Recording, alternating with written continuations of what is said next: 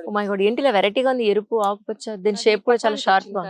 మన దగ్గర ఏంటంటే పక్వానికి వచ్చాకే కోస్తాం, పచ్చి కోసి. ఆహా, మార్కెట్లో ఏంటంటే కార్బైడ్ వేస్తారు, అవును అలా కాకుండా ఇట్లా పక్వానికి వచ్చింది కోసేసి వరిగడ్డిలో పెట్టేస్తే పండుతాయి అవి. అవును, మన వాడేంటి మజ్జిగ కూడా పోస్తా ఉంటున్నారేంటి? అవును, పండ్ల చెట్లకు మజ్జిగ పోస్తాము. నిజమా? ఆ, ఆ, కాయలు బాగుంటాయి, పంట బాగా వస్తుంది. ఆహా, పూలు పండ్ల చెట్లకి మజ్జిగ కంపల్సరీ పోస్తాం, ఘనజీవామృతం ద్రవజీవామృతం పాటుగా ఆహా, పుల్ల మజ్జిగ.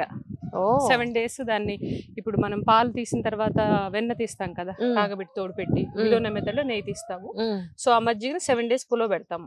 ఉహు, ఆ పులిసిన మజ్జిగలో 1:10 ఒక కప్పుకి 10 cups వాటర్ పోసేసి డైల్యూట్ చేసి ఉమ్. చెట్లకి ఇస్తాము. సో ఓహో, పంట బాగా వస్తుంది కూడా, కలర్ఫుల్ గా. ఇందాక మందారాలు కలర్ఫుల్ గా ఉన్నాయి చాలా ఎర్రగా ఉన్నాయి. సో అది ఆ మజ్జిగ వల్ల వస్తాయి అనమాట. ఆహాహా, మనం కుండీల్లో వాటికి కూడా పోసుకోవచ్చు మజ్జిగ, ఓహో, కాకపోతే 7 రోజులు పులవాలి.